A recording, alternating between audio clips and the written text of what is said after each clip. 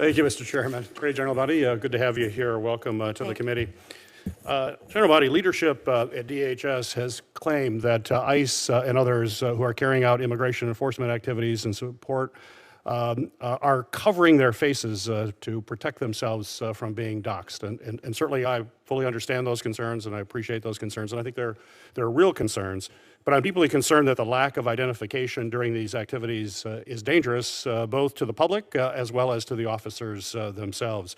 The public risk being harmed by individuals pretending to be immigration enforcement, which has already happened. We've seen that happen. And these officers also risk being injured by individuals who think they're basically being kidnapped or attacked by some unknown assailant. So my question for you, Attorney General Bondi, is given the number of DOJ employees currently conducting immigration enforcement activities in support of DHS, how are you going to ensure that the safety of the public and the officers, if they continue to not follow required protocol to identify themselves as law enforcement? And Senator Peters, that's the first time that issue has come to me about them you're saying that law enforcement officers, when they cover their faces. Right. I do know they are being doxxed, as you said. They're being threatened. Their families are being threatened. You know, Again, I get that, but they have to identify themselves. There is an insignia oftentimes. They have to identify themselves as law enforcement. People think, here's a person coming up to me, not identified, covering themselves. They're kidnapping. They'll probably fight back. That endangers the officer as well. And that's a serious situation. People need to know that they're dealing with a federal law enforcement official. Senator, I would be happy to look at that issue with you and talk to all of our partner law enforcement agencies, but I can assure you that if they're covering their faces now, it's to protect themselves. But they also want to protect all citizens, and that's something we can work together on to ensure the safety of everyone and their families. Yep.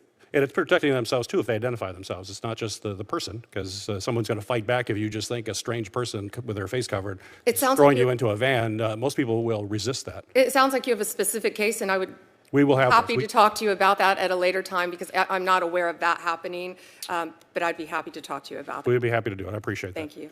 Earlier this month, the administration announced it was launching an effort to ramp up immigration apprehensions by shifting more than 5,000 personnel from across federal law enforcement, including approximately 2,000 from within the Justice Department, away from their typical duties to focus on immigration-related cases, including targeting individuals whose status had been terminated by this administration. This effort is on top of previous directives for department officials to focus on immigration enforcement. Many of these officials impacted by these directives, unsurprisingly, say they're being forced to turn their attention away from other national security missions, including counterterrorism, and cybersecurity. There has been public reporting that hundreds of FBI agents have been reassigned to immigration-related duties, and raising real concerns among agents themselves that the shift could hinder investigations into terror threats and espionage by China and Russia. And we have also heard concerns about resources being reoriented at the state and local level. Attorney General Bondi, I know the Justice Department officials have said that this president can walk and chew gum at the same time, and that you continue to hold all criminals accountable regardless of immigration status. But numerous reports on the ground from career government officials and some basic common sense would beg to differ. Given the attacks on Iran over the weekend, this issue has become even more salient, with threats from terrorists inspired by Iran, cyber attacks, often by Iran itself, or additional efforts by that regime to go after government leaders. So my question is, how are you ensuring that there are enough resources focused on the full range of national security threats, and there's no shortage of those, when so many of our DOJ resources are being reallocated to immigration enforcement? I talk to Director Patel or Deputy Director Bongino 7 days a week. I speak to my National Security Division. We meet every single day. Emil Bovee, who's currently with us, is doing an incredible job in the national security space as well, helping us. We are doing everything. We are using our resources on all fronts. And when you say immigration, immigration is going hand in hand with the people who have come into our country through our borders. I think just over 1,500 illegal aliens from Iran are here.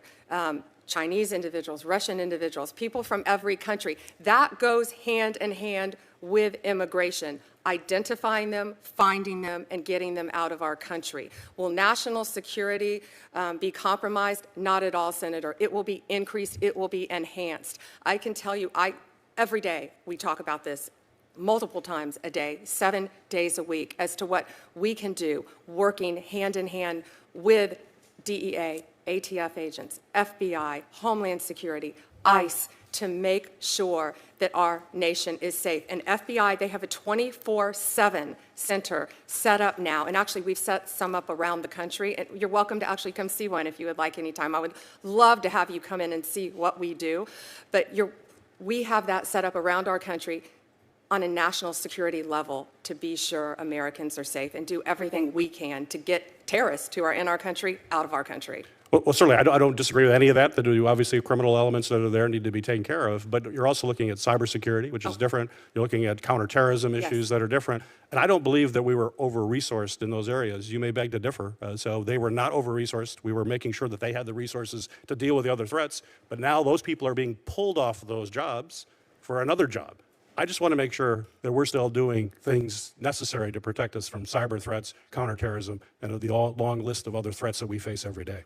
Thank you for those questions, and I know your background, and that's why it's so important to all of us. And yes, we are, and cybersecurity, I could go on for 2 hours about cybersecurity and what's happening. Not only that, the online child predators online, but the foreign terrorist threats through cybersecurity that we can talk about in a different setting.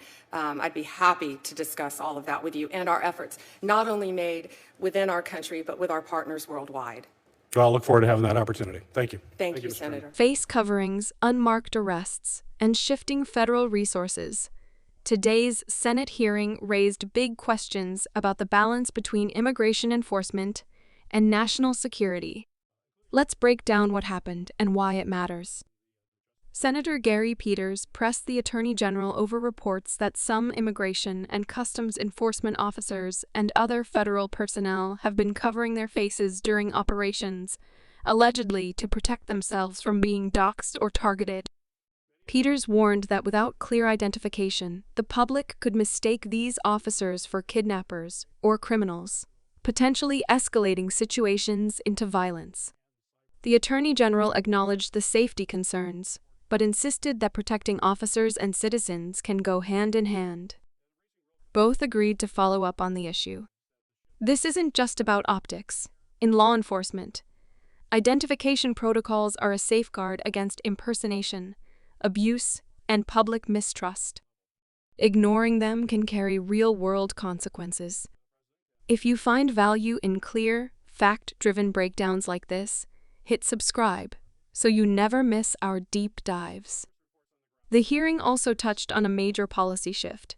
Over 5,000 federal law enforcement officers, including roughly 2,000 from the Department of Justice, are being reassigned to immigration enforcement.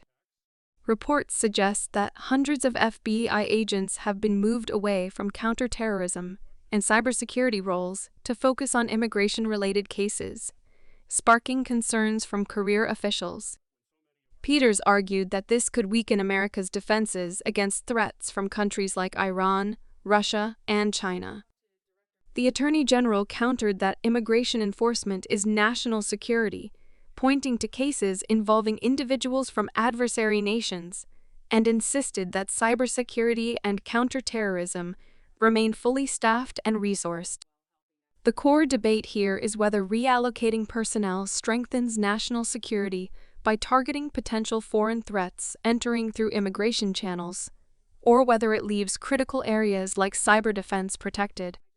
For more reporting that looks past political soundbites to the bigger picture, subscribe and turn on notifications. Peters stressed that cyber threats and counterterrorism require specialized expertise, and that the U.S. was never overstaffed in these areas to begin with. The Attorney General responded that daily coordination with the FBI, ATF, and DHS ensures that threats are addressed on all fronts, even inviting Peters to tour FBI security centers. She also noted ongoing work with global partners to tackle both domestic and international cyber threats, including online child exploitation and foreign state-sponsored attacks. The conversation highlights a larger challenge: how to prioritize multiple urgent threats with finite resources, especially when the lines between issues like immigration, espionage, and cyber warfare are increasingly blurred. Stay informed on the security debates shaping America's future. Subscribe now for balanced coverage.